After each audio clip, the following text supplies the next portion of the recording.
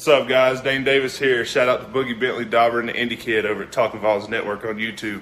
VAWLS fans, head over to their YouTube channel, Talkin VAWLS Network. Smash that like button and subscribe, baby. Go Big Orange. Welcome to the Talkin VAWLS Network. My name is Boogie Bentley, and we are just one short day away from kickoff inside of Neyland Stadium. Excited.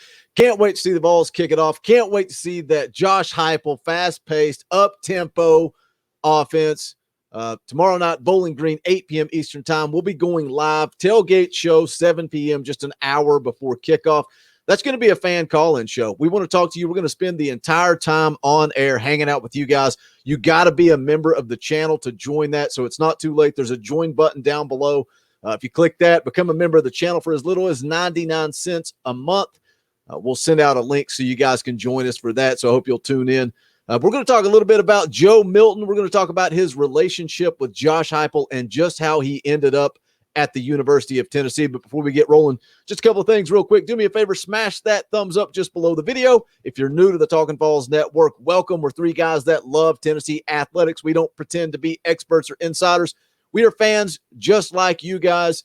So make sure you subscribe. Click that bell for notifications. You won't miss out when we go live or when we drop new content. But let's jump into it. This is an article over at VAWLS 24/7. The Indie Kid kind of touched on this last night during the live stream. But I wanted to make a video because it is interesting, talking about how Josh Heupel reveals the pitch he made to get Joe Milton to Tennessee. This is an article from Patrick Brown, again, over at VAWLS 24/7. The article says the groundwork to Joe Milton transferring from Michigan to Tennessee earlier this offseason was laid several years ago when Josh Heupel recruited him out of high school as the offensive coordinator and quarterbacks coach at Missouri. But the Vols head coach's second attempt at landing Milton required a different pitch. It says, as Heupel recalled on Monday night, it wasn't anything extravagant. It was effective, though, and several months later, Milton will go into the 2021 season as Tennessee's starting quarterback after winning the job during preseason camp. It goes on to talk a little bit about Heupel's efforts back in 2017 when Milton signed with Michigan out of Olympia High School in Orlando, a little more than 2 weeks after Heupel landed the head coaching job down the road at UCF. And that's the thing. Going back to Joe Milton coming out of high school, I've seen a lot of you guys kind of in the comments asking, you know, what type of prospect Joe Milton was coming out of high school, because he did spend 3 years at Michigan. But those first 2 years didn't really get any playing time. Last year, COVID season, only had 6 games on the schedule for Michigan. And really, Joe Milton played in 2 of those games healthy. I think he was injured on the second play of the third game against Indiana. But coming out of high school, Joe Milton was a big-time prospect. He was a 4-star coming out of Florida. He was the 35th player in the state. He was the number 9 ranked pro-style quarterback in the country. But he was a big-time prospect coming out of high school. It goes on to say, in 3 seasons with the Wolverines, Milton was a backup for 2 seasons before earning the starting job going into 2020. Started 5 of Michigan's 6 games during that season, losing his job after torn ligaments in his thumb impacted his performance.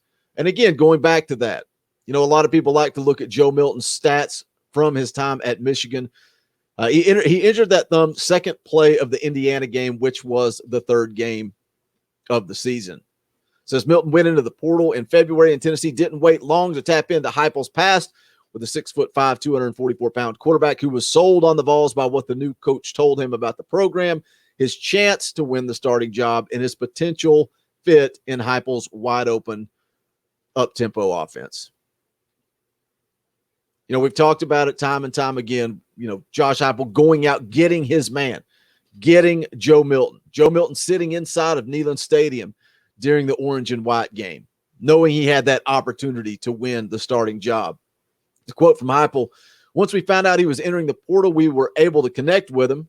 He said on Ball Calls Monday night, had conversations about where we're at, Tennessee football, where it's moving, the culture that we're going to try to create offensively. Certainly what we've done in the past, the success that we've had with previous quarterbacks, the ability to flip offensively numbers from one year to the next, and how we felt like we had an opportunity to come in, compete, and earn the starting job, and some of his gifts, how we could use those to our advantage offensively. Interesting point there, talking about several things to unpack there.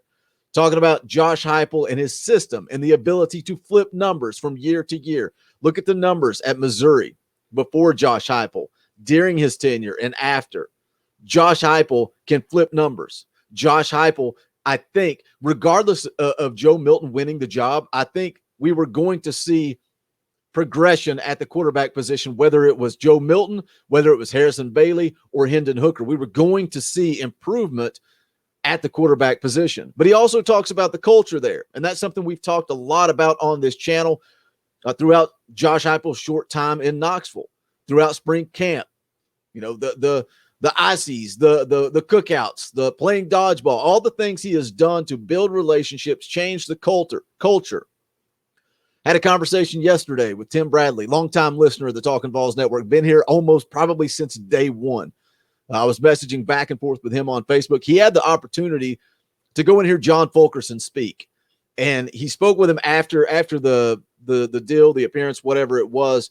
Got a chance to speak with him one-on-one, and John Fulkerson said it's for real. He said the energy, the buzz, the atmosphere around that football program is different. So the work that Josh Heupel has put in is working. It's changing the culture. The culture has changed. We can see it on the faces of the kids. But tomorrow night inside of Neyland Stadium, things become real. All that work you put in the offseason, does it pay off? Maybe it doesn't get real against Bowling Green. Maybe it gets real that second week against Pitt. But we're going to see how much that work, building those relationships, pays off once the games start to count. The article goes on to say Milton formally committed to Tennessee in April and was on campus as early as May when he started the process that would eventually earn him the starting job. Now healthy and feeling refreshed by a change of scenery, Milton familiarized himself with Tennessee's new offense and his teammates, quickly impressing other VAWLS during voluntary throwing sessions and workouts. By the time preseason camp started in August, it was like Milton hadn't missed spring practice and he had caught on quickly. Goes on to say from then it was about performance in practices.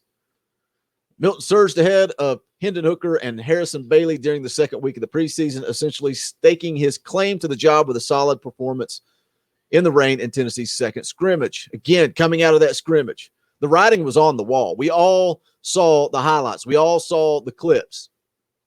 Joe Milton was the guy that the Tennessee media team was pushing, and they were doing that for a reason.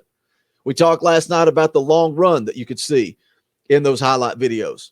That long run turned out to be a 90-yard run for a touchdown.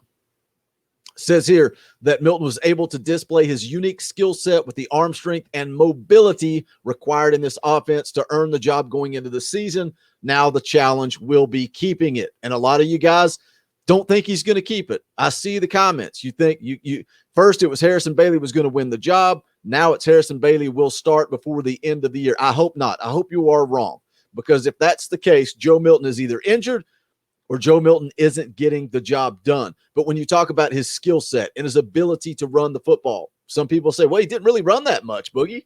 You look at his stats last year at Michigan, didn't run the football a whole lot. Wasn't really asked to run the football a whole lot. And again, when you go back and look at his games, first game against Minnesota, 8 carries for 52 yards and a touchdown. Second game against Michigan State, 12 carries for 59 yards. Indiana game, that's the third game of the season where he was injured on the second play. From there forward, didn't really run the football a whole lot.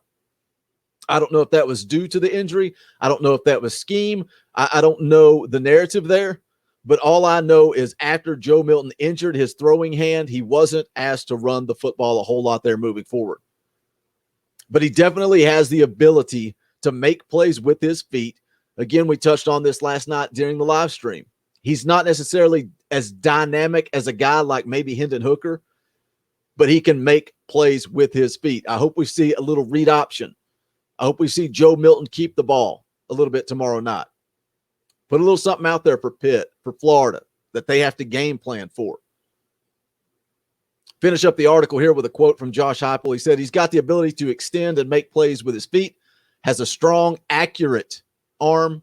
He's going to continue to grow in what we're doing offensively, but has the ability to spread the ball sideline to sideline and spread it vertically down the field. I think we've seen him do that and make consistent decisions throughout training camp. has the ability to extend and make plays with his feet, can use him in quarterback run and play 11 on 11, change the angles and the numbers advantage into your advantage offensively. I think the number one factor here, whether you're a Joe Milton guy, a Harrison Bailey guy, we're all Tennessee guys and girls. We love the Vols. We want to see Joe Milton succeed inside of Neyland Stadium. But I think the ace up our sleeve is Josh Heupel and his ability to develop and teach quarterbacks. I think we're going to see progression. I think we're going to see a lot better play at the quarterback position than what we have been seeing for the last several years. Sure, there were a lot of factors. Quarterback position, we were a quarterback away for many, many years down there in Knoxville from being able to compete. I'm not saying win an SEC championship, but we have been struggling to find consistent quarterback play down there for a long time. I think Josh Heupel and Joe Milton are going to bring some consistency back to that quarterback room. But that's going to wrap it up for this video. Again, make sure you tune in tomorrow. We'll be going live an hour before kickoff and also immediately following the game. If you have not done so yet, please smash that thumbs up on the way out the door. Check out the official merchandise of the Talkin VAWLS Network at bonfire.com/store/Talkin VAWLS. Drop into that comment section. Leave me a comment. Let me know your thoughts. But that's going to wrap it up for this one. This is the Talkin VAWLS Network. My name is Boogie Bentley. Go Big Orange. The